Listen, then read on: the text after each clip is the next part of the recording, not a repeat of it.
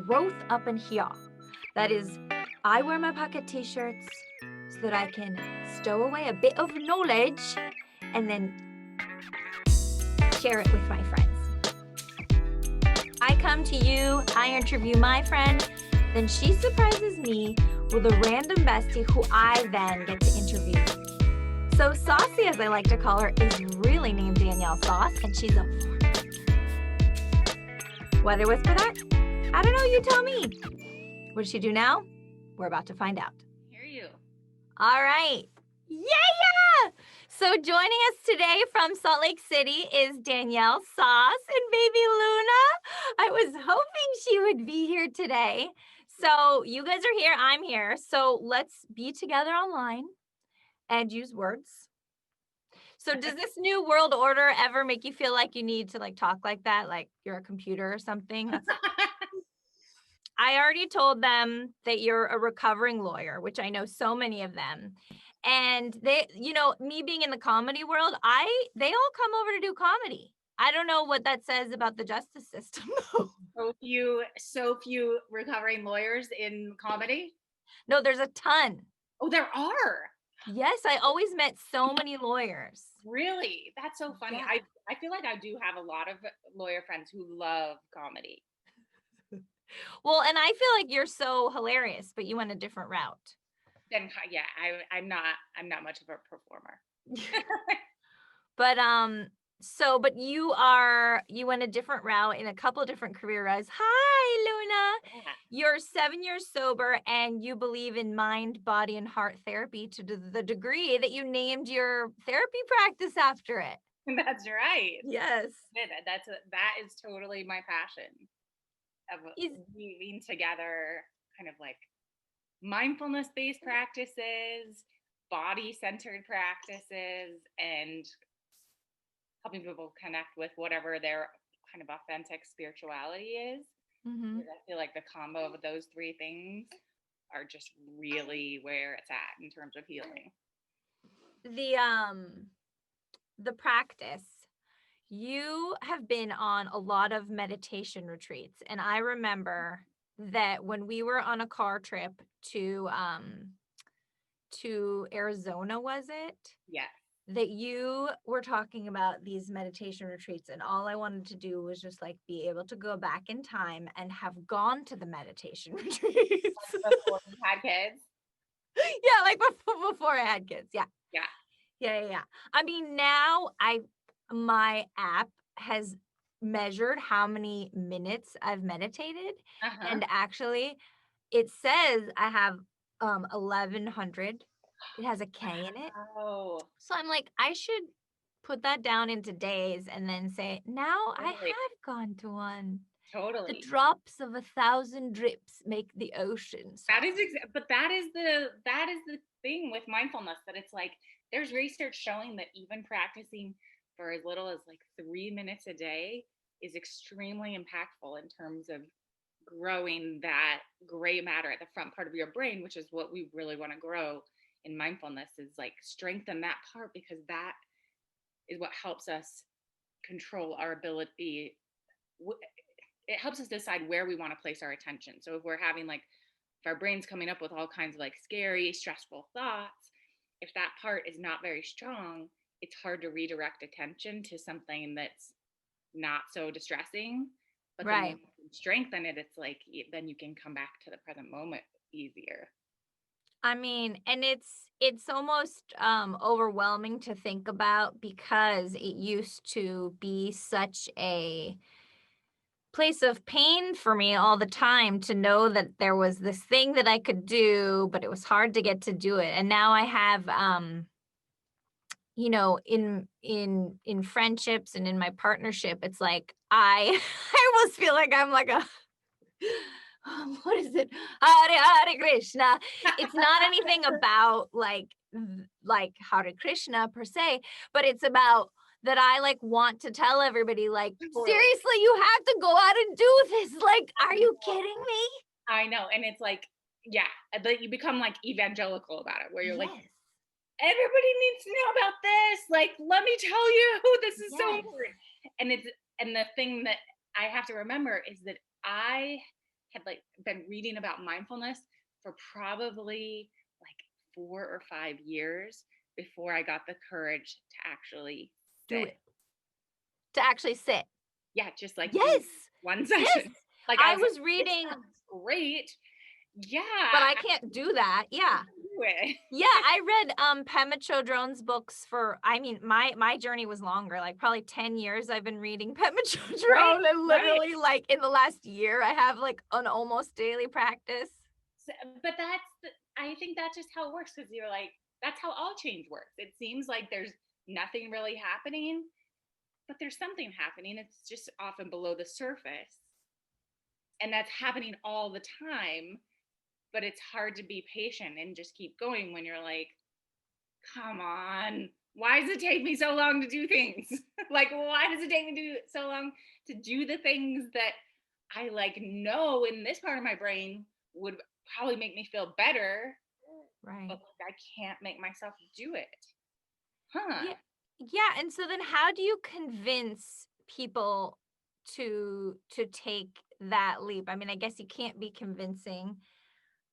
Yeah, I mean, it's just like I see people in pain, friends of mine, Right. family members, and I'm like, again, it gets this feeling like I'm like, don't you see? Like, Right. just come to my church of sitting in my chair.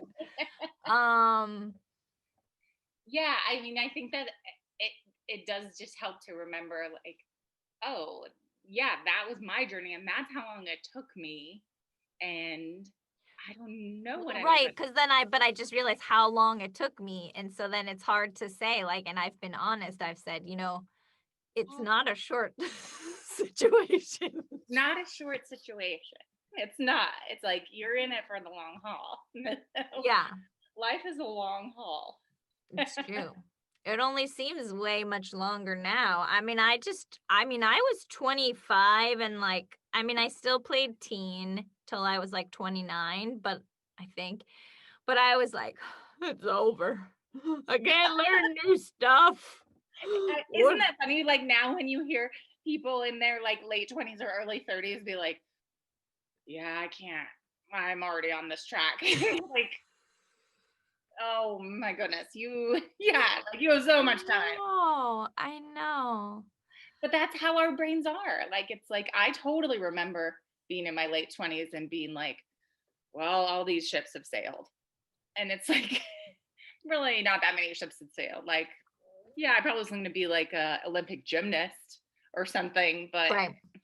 When I was in like the depths of really hard stuff, like even in times that when I've known you, right. I remember times thinking, but I just wish that I'd been an addict like Sauce and had hit further rock bottom or something, because it seems like she's in such a great place. What the hey? Why can't I like why weren't my problems? I don't want my problems. I mean, yes and no, right? That it's like, I totally see that because I actually do think desperation is a gift. And when your life gets really bad, and the, the interesting thing to me is that it's like, my life never got like that bad. Like I was what people would call like a high bottom Oh, addict. Like, okay. I still had my fancy apartment and my fancy car and my fancy job. No, I didn't have my job. That's not true. I lost my job. But it's like the way law works, it's like I totally could have just gotten another law job, and still been at a fancy place with a fancy salary and all those things. But I was like very desperate in terms of just like emotionally, like I can't live this way. And that was such a gift because it motivated me to like really dig in. And also I was so lucky because I didn't have kids yet that I could, like I had a little more bandwidth. And you had finances, because the thing that you dropped rock bottom into was almost like it was part of it.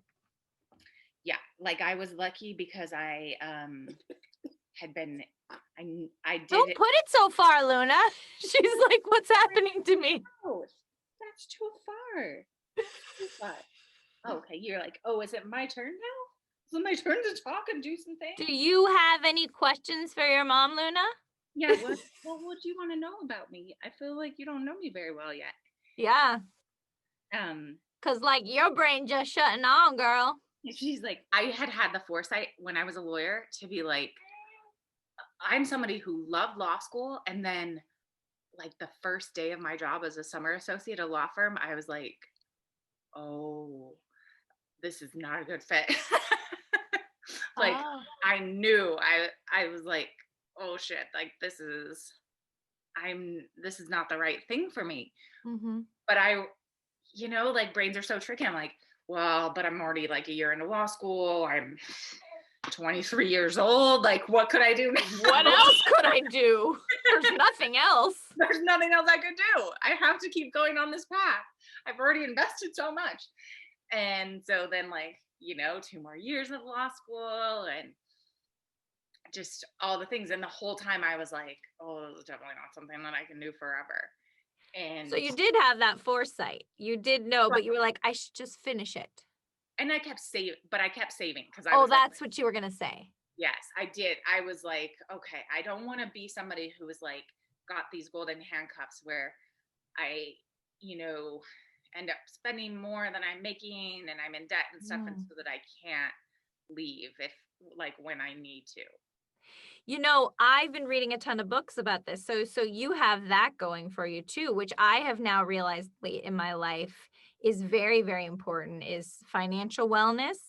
And so tell me about how you were able to, the thing that I was going to tell you is that what this guy in this book that I read, what's the guy's name? Oh, it's this book called, I'm going to have to still look it up because all I can think is the Common Sense Book of Investing, but it's like actually more simple. It's this one guy who writes it, but he talks about FU money. And that's basically what you were saving was you were saving FU money so that you could have that power. Yes. And that's just something that, I have just had to, I still don't, I still just like, I guess went FU to stability. And I was just like, well, I'll just do it anyway because I went and moved to New York City with $500. My parents were like, well, maybe you should like do a little more. I was like, no, but I need to go to New York City right now because, I was 21 and I couldn't wait any longer. Right. Like it's all going to pass me by. I have to go right now. It's so funny because I've always admired that because I'm like extremely practically minded. Mm-hmm. And I've been that way since I was like a little kid. I think it's like my Enneagram type and it's written in the stars. Like that's just how I'm wired of like, well, you gotta have savings and you gotta do this and that and like fairly risk averse in most ways. Oh, interesting. Yeah. Yeah. I always said like, I don't gamble in Vegas, but I totally gambled with my entire career in my life. And look at all the adventures you had. Yeah, actually, it's very true. I finally started to, not say finally, it's just the place I've come to is I'm embracing it that I just never wanted a traditional, trajectory. I always had like this sort of amorphous, fantastical dream of how the things would go about. And things have been sort of twisty-turny, so... And I've never really had to go for days on end to one place. Right. Which I really do like. Oh, hello, Nani. Margot, she's gonna. Hi, Margot. It's nice to meet you. Nice to meet you too. Okay. Thank you. It's so hard to focus when you have somebody flirting on you, right? And she's like, okay, there's the plug. What?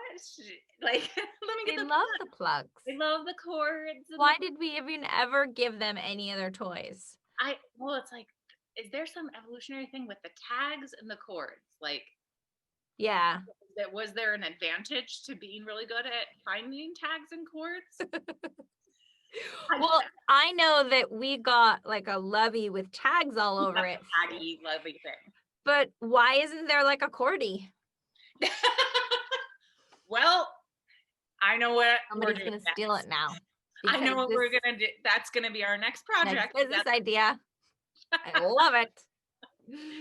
Just a ball of safe chords. Yeah. So when you're doing the therapy, I forgot I wanted to do this thing where I was like this. Okay. Like a namaste So, kind of thing. What got you here? So I'm just gonna leave it open like a movie therapist and you know, also like a brilliant talk show host. What got you here? Yeah, on this. I don't know. See what I mean, I have had a therapist do that before. I'm just like, if I prepared you for it. So if I say now, like, I'm going to do this one, and you have to just say the first thing that comes to your mind. What got us here? You know, I think it was written in the stars. I do. I have never believed in astrology, but my friends just gifted me a full chart reading. I want my it. birthday last month. I know. And I was like, I missed your birthday. Happy birthday. And I missed your birthday too. Yay. Happy birthday to us. Happy birthday. They gifted that to me and I had my full natal chart read. So it's like where every single planet in the sky was, in what I sun, need it. Yes. on the moment you were born, in that particular geographic location.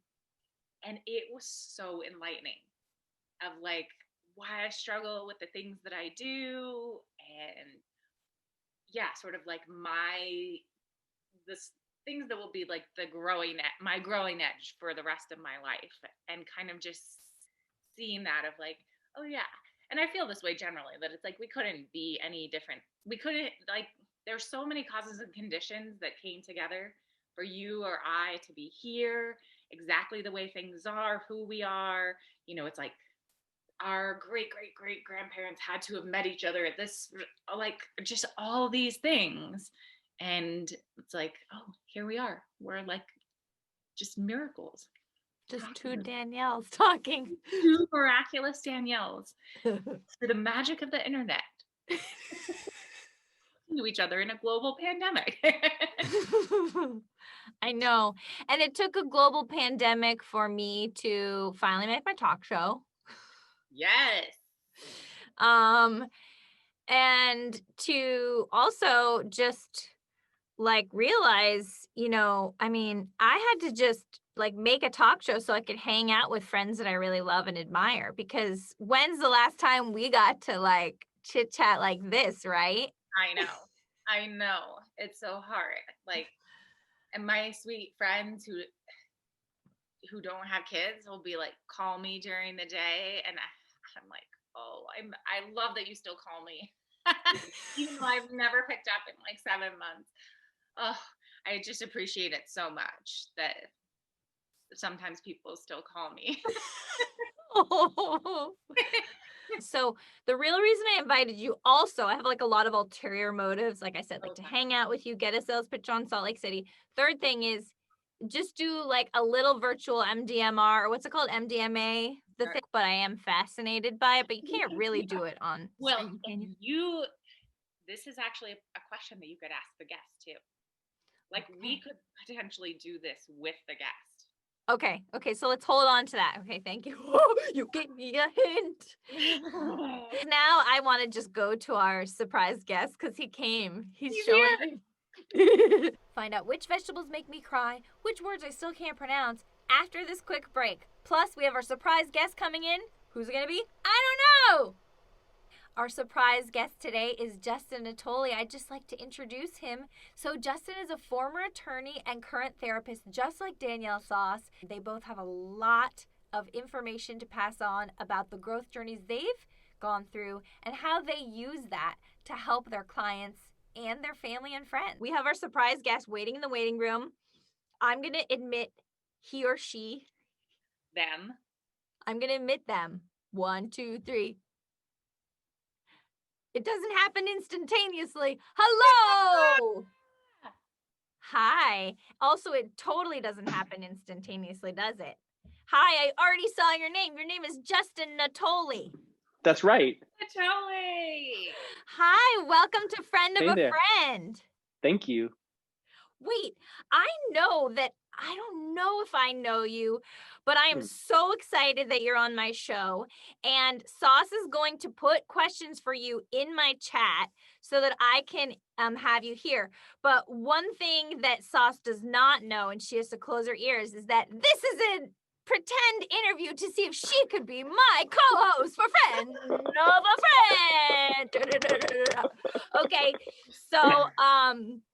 so she came up with some questions because I have no idea who the heck you are, but I'm just gonna go with one because she's not typed it in yet because she's already like getting low points right now. But I'm just kidding. I'm just kidding. My inner perfectionist is like sweating. I'm just suddenly just gonna like you put 3 people in, and then we have like a lot of complicated relationships now, right? Like you're wondering what I think of him and how she thinks of me, and then there's a lot here for us now to deal with.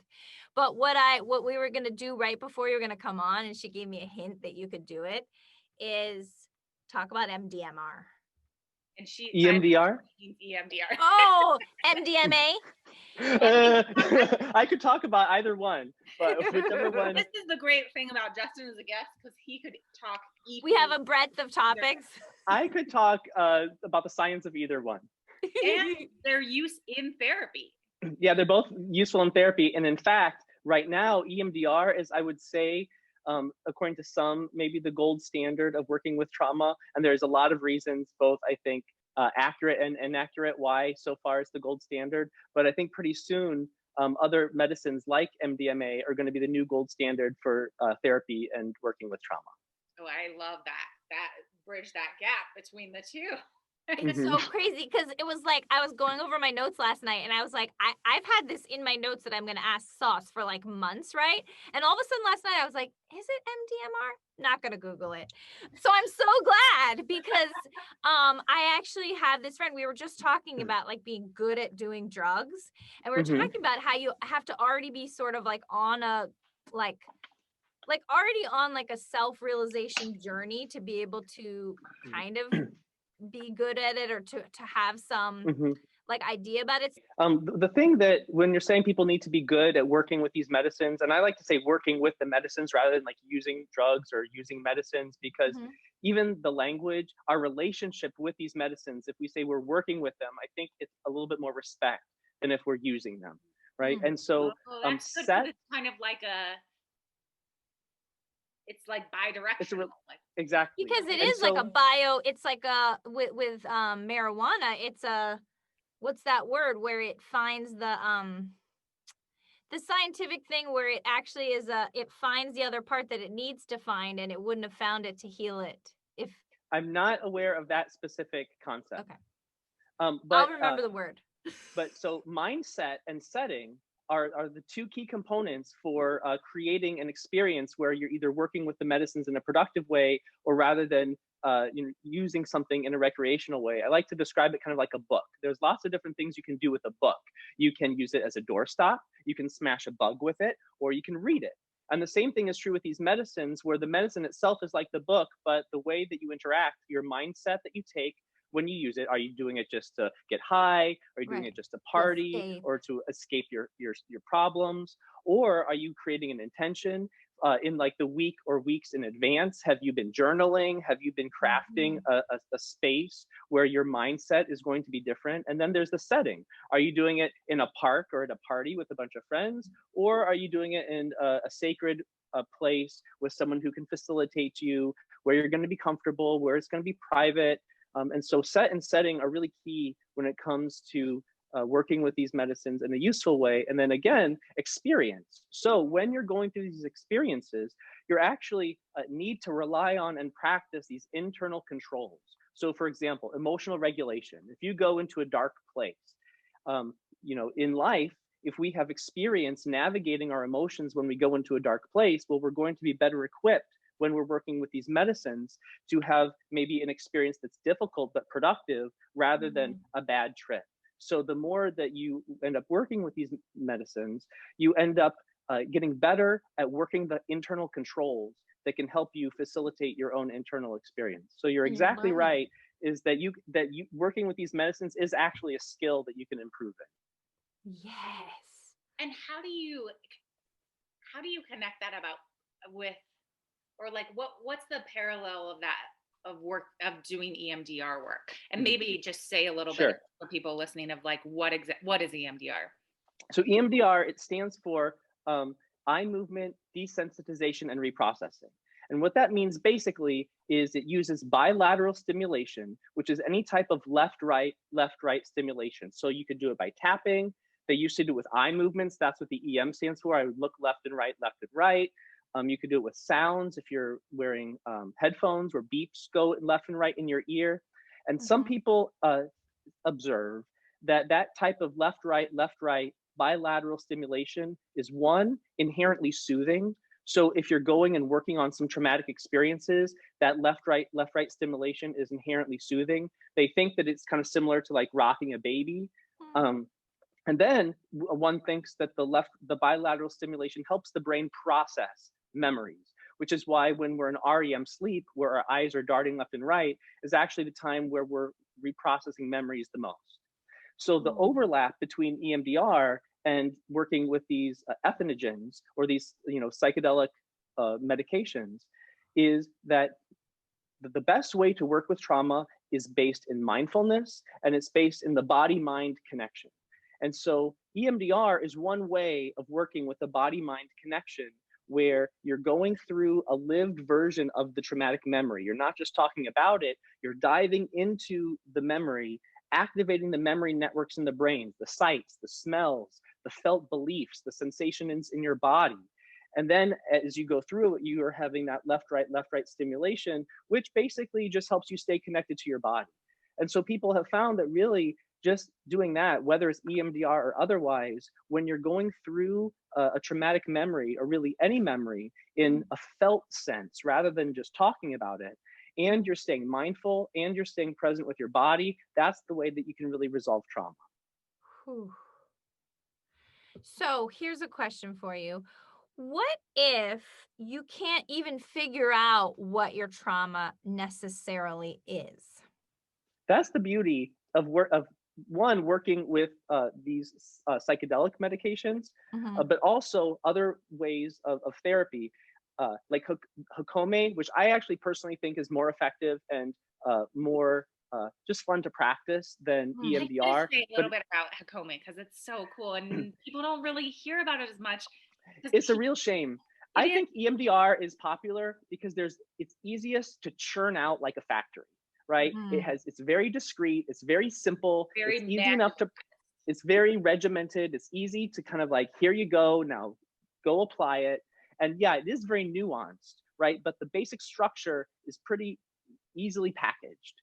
And they started long ago, and so they're cranking out thousands of EMDR therapists out there. Well, then of course that there's going to be the buzz around that, and that happens to be the one that also I think insurance companies know now, because it's more evidence-based, because there's just more studies on it. Right. But there's other methods too. There's somatic experiencing, which I think is a beautiful method. There's the Hakome method, which is one of my favorites. It's also really effective combining the Hakome method with psychedelic assisted therapy, where the Hakome method, again, is a mindfulness-based mind-body method of internal self-study. But what's great about Hakome, and what's great about the psychedelic medications, you don't actually have to know what your trauma is, because it's in your body. You don't have to remember it. Your body remembers it. Yeah. So when you can find ways to access it, let's say, every time I get into this situation, I just get this clenching feeling in my heart. What is that? Right? And so then what we can work with is actually the clenching feeling in your heart. So with Hakome, for example, I put carrots with the oil in the new toaster. That's a air fried toaster. What? It's a trauma. I don't know what it is, but he's telling me this clenching. I swear to God, all last night and this morning, I was like, Why didn't I just read the damn brochure? So there's something in there about maybe like a mistake, right? Doing it wrong, right? Mistake. And Don't so make a we get, mistake, Danielle. and so we get Nobody what we said can that to me do. though. What we can do is we can work just with the clenching. So I might, if you were my client, we would Mhm. get mindful. We would describe, like, I get you really in tune with the clenching, like the edges. Are there hard edges, or does it fade away? Is it on the surface of the body, or does it penetrate the body? What's the quality of the clenching, right? And from there, we might do all sorts of things. We might go way back in time. Now, I want you to go way back in time to the earliest time that you can remember that clenching, and we'll just see what comes up. Sometimes it's a real memory. Sometimes it's a made up memory, but it doesn't matter whether the memory is real or made up because it's in your brain and it's in your body, so we can work with it. And so even if we don't remember what the trauma actually is, it doesn't matter because the body remembers and we can work with the body. And then with psychedelic medications, you can actually go, like when you're in the psychedelic state, you can just say, hey, there's this feeling I get that I don't like. Let's just dive into it. And you can say, all right, Grandma Ayahuasca, or all right, psilocybin, teach me more about what I need to learn about this. And then, the therapist, the medicine, and you working together, you can just take a really exciting and intimate ride into yourself where you come out the other side softer, I think, with a better appreciation and love for the journey that you've been through. What do you remember what initially drew you to these medicines? Like, did you have a personal sort of Hmm. experience with it? Yeah, when I left the law, uh, Mhm. and I took a year off in between being an attorney and then choosing eventually to be a psychotherapist. And can I just And say for mhm, people listening that you and I, we know each other because we went to law school together. Like, Justin is like he's just like one of my soulmates. And we met, let's see, it would have been, we met in 2003, right? When you were starting your first year of law school, mhm. and I was starting my third year of law school. And we have just been friends ever since. Justin like has seen me at my worst and at my best, and he's loved me through all of it. And our relationship has just been like one of the best gifts of my life. Yeah, you're so special to me, and you truly are a soulmate of mine. I couldn't have made it through this lifetime without you. And the fact that we were lawyers together, law school together, Law then school together. lawyers at the same time, then realized we hated the law at the same time, then left the law at around the same time, then went to therapy school at around the same time. And for a year, we were trainees at the same nonprofit mental health center called Counseling West, up in the valley in Los Angeles. And Oh so we my got to be in the gosh. same supervision group at the same time. And Oh, then just to watch you grow and shine and become truer, more authentic versions of yourself has been such an honor and an inspiration. and we've been on this like sort of parallel journey because I've seen the same thing with Justin, where it's like, oh, just like peeling back these layers of like, the truest expression of who he is, and like seeing him really, like, I just love hearing you talk because it's like you're so gifted. And that was Mhm. so I think the law was an important part of both of our journeys, but it's like it would have been so wasted if that's, Uh, if that's how you, that's where we stopped. if that's where your intellect, that's all where it went, is just like trying to make money for big corporations or whatever. And now to just like see you doing this work that you're so clearly meant to do it's just, I love it. Thank you. I love, because like me, you're such an achiever, and it's been great. And when our ladder of success is on the wrong wall, yeah, Yeah. we're climbing the ladder, but it's so unfulfilling and it's so cruel to ourselves. And then to see you find your wall, and then to watch you just bolt up that ladder in all these different amazing ways, the way you mother from like such a attachment perspective, right? The way that you've combined your business and your advocacy, the way you've developed your own, the way you've monetized your healing journey through your therapy practice. Totally. I love that Gotta phrase. make money. I'm that's what I'm doing here. Monetize that healing journey. Let's My monetize God. that healing journey, people. But it's like, it is one of those things where it's like you being able to, yeah, to alchemize basically like all these really tough things, and be able to then figure out how to offer your own medicine to the world. And yeah, that there's like I guess a transactional aspect to it, but I think even that is like part of usually the healing of like Mhm. people getting to a place where they feel like I am worthy of like actually like investing in my own healing. It I is do think it's a shame that we're in a culture that's not friendly to healers and artists, where we have to actually monetize what I would actually love to just be, given away. Okay, you help me build my house, and I'll help totally, you heal this trauma. totally. Yeah. Like that's where I think it would really be relational rather than transactional. But in this culture, it's the best we can do. But and that is so true that it's like it would be so beautiful if because part of what's been put in place to protect people against therapists with bad boundaries, because there are plenty of those, are all these Mm, boundaries that have to be sort of like imposed from the outside, but sometimes that really kind of like can be a barrier, I think, to the relational piece sometimes. Because there's the work is so much bigger than the therapy room.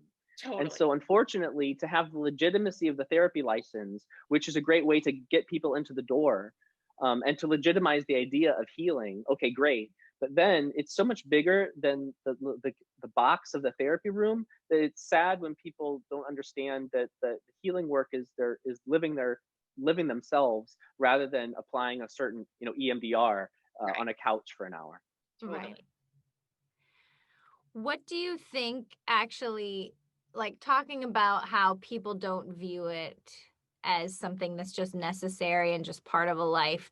Have you seen, and especially like as a male therapist, have you seen more success for men with some of these other modalities? Because I'm imagining like somebody like my husband who has resisted the time it would take to go to weekly therapy. He's done it in the past, but I know it's so powerful for him. But it just like I just feel like I know so many men who like it just seems like the time or the actual having to say it or know what the thing is to have the now I'm blanking on homosco. Coming. Hokome. Hokome. I'm Yeah. like, and I can't get any of the words right. Hokome. Like I that just seems to me like maybe that's a brilliant thing for a lot of men who are maybe not actually wanting to kind of face it. I think Which I that know what you just talked about is you have to be somewhat prepared, but if you're kind of prepared and you're on that journey. well, the unfortunate thing is that mental health right now, we see the doctor to stay healthy, right? When if I don't go to the dentist and I don't see the doctor on a semi-regular basis, my health is going to decline. Well, the same thing is true with our emotional and our mental health, where it's something that we do just because to keep us well, rather than something that sick people do to get better. And so it's Right. unfortunate that in our culture, we don't really have a place where we can honor and care for our mental and emotional health as well people, right? Right. Or just as the unwellness of being human, right? That we just like in being human are sometimes we get the flu. Well, with just being human, sometimes we get some anxiety or sometimes we get some depression or some grief. But with men specifically, for a lot of men who are growing up in this culture, right? There's an age where, when there are babies, they get loved, they get hugs, they can cry, and it's okay. And then there's some age where, without explaining it to the little boy, all of a sudden they don't get the hugs like they used to. They don't get the freedom to let their bodies cry the way they used to. And all of a Mhm. sudden they're punished for doing these things, letting their bodies have feelings when no one ever explained that to them, right? And so then, okay, they got to figure it out using little boy logic. And so the little boy logic says, well, I guess these things are no good. I better squeeze these down because bad stuff sure happens when I let them out, right? So that the only way that they know how to navigate uncomfortable feelings generally, and this is a generalization, Yeah. right, is to just shove them down. And then, if a man is heterosexual, then he is now at some point going to be in a relationship with a woman who was not generally cultured in this way. So then again, without explaining to them, they say, okay, by the way, now you have to be an expert in this thing that we, for the past, couple decades, you had to have shut down. So that's extra confusing for them. And so, unfortunately, the softer, more vulnerable feelings and experiences, especially sharing them, uh, is something that a lot of men were just taught, sometimes violently, not to do. So it makes sense that they wouldn't be too interested in going to therapy. And so I'm hoping, again, as these medicines become legal in our country, that maybe this is a good alternative to say, like, oh, Right. well, I'm not going to therapy. I'm just going to do this really cool thing that's in all the magazines saying how good it is for you. Right. And so maybe that's our avenue to get more people engaged in their mental wellness. Is it quicker, possibly? Well, it's different. They do different things. I would like to say that when done correctly, a session, a psychedelic assisted therapy session is probably like a good 6 months of therapy wrapped into one experience. Of course, there's preparatory sessions, there's integration sessions afterwards. So it's not just like, we get you high and then you're done. But I Mhm. would say like the arc, which would last a few weeks of a psychedelic therapy experience, would probably be the equivalent of about 6 months to a year of therapy. So fascinating. What do people do when how does it actually work? In fact, like somebody has kids or whatever, is it like a full day thing? Now I'm just like, okay, so when do we Well, it's sign my different for people up? everybody, but and a lot of times what it is there will be some sessions in advance, right? A weekly or twice a week, just to, for an assessment, to kind of connect whatever your struggle is to whatever deeper is, is in your development or your past. We really want to Mm, find those key moments that that required you to develop survival strategies that worked really well in the past, but because they're little kid survival strategies using little kid logic, they're not very functional in an adult world, right? And they're not as relevant anymore, the ways that we survived in the past. So we find those places where those survival strategies were picked up, and then somebody would, generally have a session where, they come into the space. It usually takes about 6 hours of the session. There would be, for a good portion of it, with an eye shade and earphones, where you're just allowing yourself to have whatever experience needs to happen. And mm. then when your ego starts to come back online, where some of your thinking functions start to come back online, um, I now, a lot of people aren't trained as well as I'm trained, I'd have to say, and there's a lot of danger out there because it's so popular and unregulated right now. There's a Wow. bunch of people that are just getting you super high and calling it therapy, Right. unfortunately. Um, but then if I was working with a person and it were legal, then I would then start doing some of this mind body oriented work while you're still mildly in that psychedelic state. And so, for example, let's say there's that clenching in the heart. So I might say, all right, let's take our bodies and let's get on the floor and let's make the clenching, just like let's put our whole body in the shape of the clenching. And then what Mm. happens? And then I might have an interview with the clench, where the client is using their own voice to give voice to the voice of that clenching feeling. So I might have a light discussion with it as one possible thing. It really is infinite. It's really improv, like a sacred improv, because Mm. you're only limited by your imagination and your training and experience as to how you can help escort people through some of these states in a way that promotes their own healing. Oh, that's so awesome. So what's your favorite thing about the pandemic? My favorite thing about the pandemic is how I would say that I had such a FOMO, a fear of missing out, and it was really uh, impacting my life. And it wasn't allowing me to experiment with living life on a smaller scale with fewer people, fewer things, focusing on what really mattered. Because I was so, even you could call it addicted to that carousel, especially as a gay man, that carousel of the scene, right? And, the crowd and fitting in and making sure that I'm not missing out on the best, most fun thing that all the best, coolest people are doing, Right. you know, and um, and that FOMO was so strong that it was limiting me. And so now that there's nothing to miss out on, and even if there is, I don't want to be there because I don't want to be in your picture of all you people having fun on the beach because I think it's ridiculous, right? Or all these, pool parties and stuff. Like, no, thank you. And so just giving myself permission to experiment with a smaller scale of living, to just see how it feels, has been really vital for me, for my marriage. And I will have to say that I don't think I wanted to have a child before the pandemic started. And now, at least as long as the world can, stay in one piece, this pandemic has really shown me that I think having a child, with my husband, is could be the way that I might have my most fulfilling life. Mm. So exciting.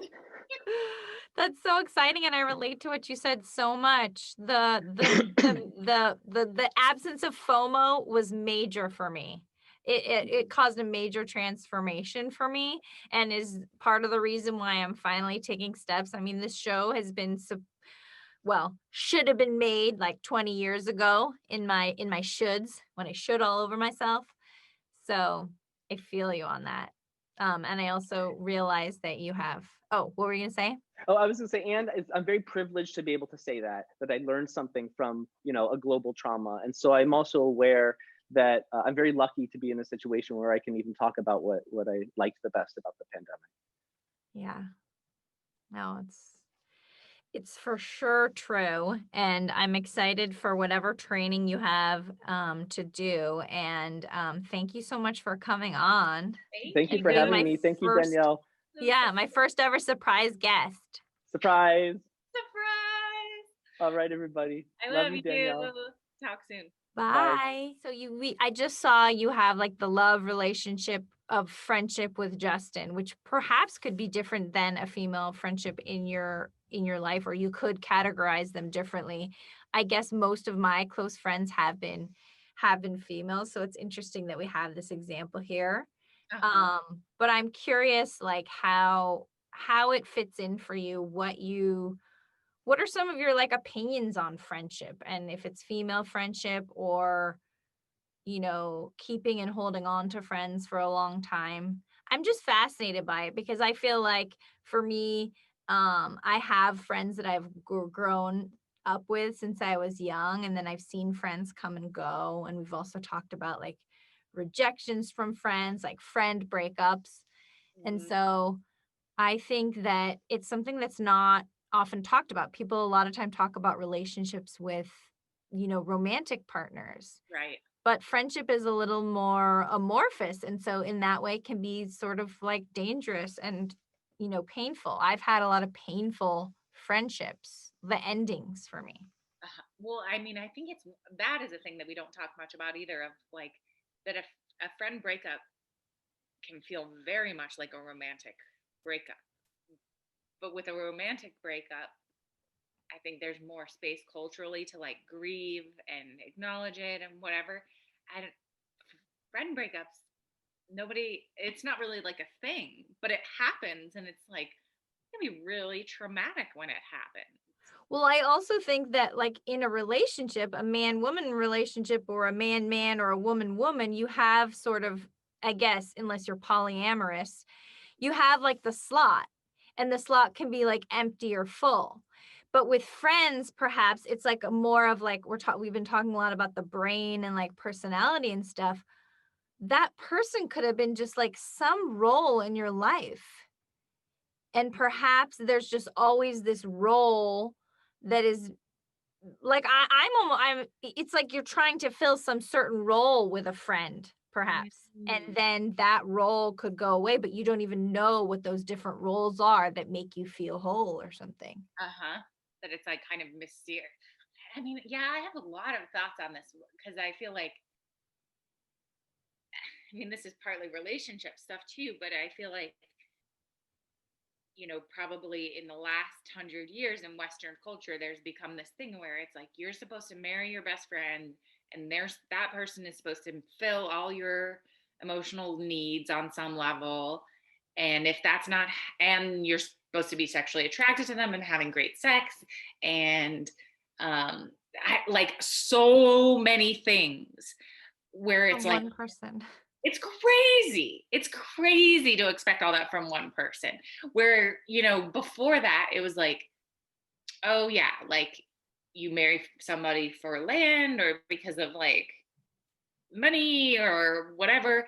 And then even probably more recently in the early part of the 20th century, it was like you marry someone who is like a partner, like a partner that helps. Yeah, one does one kind of work, one does the other. Exactly. Like it's more, a little bit more like a business thing, instead of like, no, this person is supposed to be your everything. And I just think that's such a setup. Such a setup. And for people to feel like, I don't think, then my relationship must not be great because this person, you know, like isn't checking every single box. And it's like, yeah, of course. Yeah, well, I mean, I feel like that's why we see so many people like just openly being like, yeah, well, we've decided to have an open relationship. I mean, like, and probably tons of people are not admitting it. I mean, the people who are like wealthy celebrities with so much other choice in their lives, like, they're like, yeah, I think I'm gonna do that. I could do like a little bit of therapy. We can work on our relationship to like if there's some hurt feelings, but like sometimes this needs to happen, is what those people are saying. But I mean, but yeah, I mean, and I guess, you know, in terms of what Justin was talking about, like making it smaller, few focusing on fewer friends and fewer roles in your life. But the way technology is now, the way how easy it is to keep in contact with people and to know if they are choosing to be in contact with you or not, it's just really interesting. Not necessarily choosing, but you know what I mean? It's like it's so easy to just like text a whole bunch of people, or you know, and then that's like a touch point, whereas before it was like, if we're talking like when you were saying the historical thing, like you're in your home and whoever's like a mile away, like, are you really going to go further? Right. Like, that's right. your friend.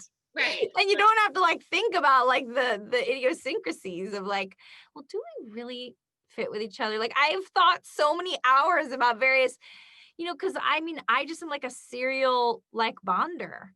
And so Yeah. I realized that the thing that has helped me so much in pandemic is that I no longer am going out and like meeting and connecting with more people than I can keep up with. Right. Because I realize that it's like a compulsion. Like, I just want to meet and connect and like just like have that. And then and it really is like a compulsion. Like, I'll be like at a party or like within a new thing, like my kids go to a new school and I'm like, something is drawing me to like speak to every single person eventually. It's terrible. It It's makes me amazing. really good at certain businesses, but Totally. It's like you've really figured out a kind of like beauty counter, like a way to harness that yeah. extroversion to Uh-huh. really. Yeah, but I feel like it causes me a lot of stress and pain because it's very difficult if I like have this feeling like I want to talk to like all these different people that I find out in there, then how do I balance it? So it's like a balance thing. So perhaps that's why I'm so fascinated about it, because perhaps maybe maybe most people aren't talking about it as much unless they're like an extreme extrovert, of which you have one, but he's a boy, so it might go. But it's like he's like, yeah, if we go out somewhere, and the thing is, it's like I would say I'm like an extroverted introvert. Like I definitely, we're out and about. I'm like chatting with people, but not necessarily because I want to be like really good friends with them. Yeah. But I like to talk to people because I love to hear people's stories. True. Yeah, I don't always want to be I don't always want to be their close friend, but somehow it's something. But you like, well, I think you hit it on the nail on the head with, I think both you and Justin, like one of the things that you guys both, just the FOMO. Yeah. Like, and I think that's part of being an extrovert, that it's like your cup gets filled by like meeting and connecting, and Yes. and I'm like have JOMO, the joy of missing out. I'm like, oh my god, I don't have to go anywhere. If I go out in public, I can have my mask on and my sunglasses, and that way if I see anyone I know, they won't know me, and so then I can decide if I want to talk to them, but I don't have to. And that's like so nice for me.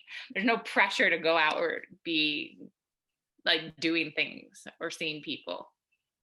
That's awesome. Is it? No, I love it. I just wanted to thank you for referring me to the book Highly Sensitive Person, because that also really changed my life. I tell a lot of people about that.